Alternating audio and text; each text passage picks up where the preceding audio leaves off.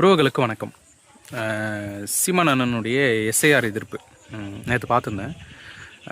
அவருடைய பேச்சு ஆக்ரோஷம், ஒரு வின்டேஜ் சீமான் அண்ணனுடைய மிகப்பெரிய ஒரு கோவம், அந்த கோவத்தினுடைய வெளிப்பாட்டில் பேசுவார் இல்லையா, அந்த அளவுக்கு இருந்தது. நரம்பெல்லாம் புடச்சி, இந்த ரச்சகன் படத்தில் வர மாதிரி நரம்பெல்லாம் புடச்சி இதுவாச்சு அவருடைய பேச்செல்லாம் கேட்டு.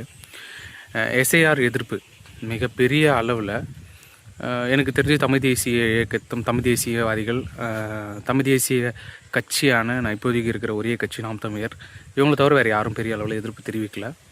அவருடைய கோபங்கள் எல்லாம் நம்மளால் உணர்வுபூர்வமாக உணர முடியுது. பொதுவாக எல்லோரும் கோவப்பட்டு பேசுனாங்கன்னு வச்சுக்கோங்களேன், நம்ம கோவத்தில் நிறைய வார்த்தைகள் தவறாக பேசுகிறதுக்கு வாய்ப்பு இருக்குது. நான் நிறைய கோபமாக பேசுகிறவங்கள நான் பார்த்துருக்கேன். நிறைய முறை நீங்களே கூட வாட்ச் பண்ணி பாருங்கள். ஒருத்த கோபமாக பேசுகிறான்னு வச்சுக்கோங்களேன், அவனுடைய வார்த்தையில் ஏதாவது ஒரு தடுமாறி ஒரு சில வார்த்தைகள், கெட்ட வார்த்தைகள் வருவதற்கான வாய்ப்பு இருக்குது.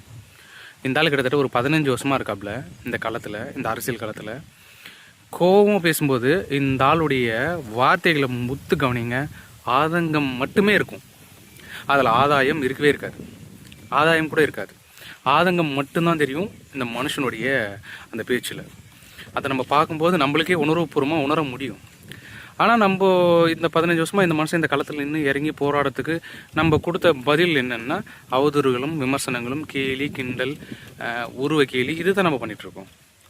இன்றைக்கி எஸ்ஐஆரை மிகப்பெரிய அளவில் எதிர்த்துருக்குது இவர் தவிர வேறு யாருமே கிடையாது.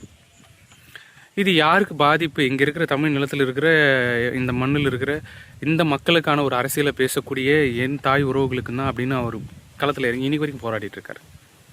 அவர் நினச்சா இப்போ ஒரு கட்சி 1% வாக்கு சதவீதம் வாங்கணும், ஒரு கட்சியோட பேரம் பேசுறது கிட்டத்தட்ட பார்த்திங்கன்னா ஒரு 1000 கோடி கிட்ட பேசுவாங்க.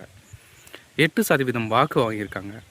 கிட்டத்தட்ட இவங்க ஒரு 5000 கோடி டிமாண்ட் வச்சா கூட இவங்களை கூட்டணி வைக்கிறதுக்கு வாய்ப்புகள் 100% இருக்குது. எந்த கட்சிக்காரனாக இருந்தாலும் சரி. இவர் ஒரு வார்த்தை கூப்பிட்டா வரத்துக்கு தாராளமாக இருக்காங்க. இவரை போய் காசு வாங்கிட்டு இந்த கட்சிக்கு பி டீமு, அந்த கட்சிக்கு பி டீமு, கொஞ்ச நாள் பிஜேபி பி டீம்னு பேசிகிட்டு இருந்தாங்க. அதுக்கப்புறம் இப்போது விஜய் எதிர்க்கிறதுனால டிஎம்கே பி டீம்னு பேசுகிறாங்க. இந்த மாதிரி ஒரு அஜெண்டாவை க்ரியேட் பண்ணி ஒரு அவதூறு பரப்பி இந்த ஆள் மேலே ஒரு வன்மத்தை கொட்டியே இன்றைக்கு வரைக்கும் ஒரு தமிழ் தேசியம், அந்த சிந்தனை, அந்த எழுச்சி கூடுற ஒரு இளைஞர்கள் மத்தியில் கொண்டு போய் சேர்க்கக்கூடிய ஒரு ஆளை அவதூறு விமர்சனம் மட்டும்தான் நம்ம பேசிகிட்ருக்கோம். நான் இப்போ எதுக்காக இவரை பற்றி பேசுகிறேன் அப்படின்னா, அந்த பேச்சுக்கள் பாவனைகள்லாம் கேட்கும்போது மெய்சில் இருக்குது. அவ்வளோ ஒரு கோபத்தினுடைய வெளிப்பாடில் உங்களாலேயோ என்னாலேயோ இப்படி ஒரு கட்டமைப்பு உருவாக்கி ஒரு தமிழ் தேசிய சித்தாந்தத்தை கொண்டு தமிழர்களுக்காக முன்னே போய் நின்று பேச முடியுமான்னு பார்த்தா கேள்விக்குறி தான். கண்டிப்பாக நம்மளால முடியாது. அதை ஒரு மனுஷன் எடுத்து பண்ணுறாருன்னும் போது அதை நம்ம வரவேற்கணும், அவருக்கு நம்ம ஆதரவு கரம் தான் கொடுக்கணும்.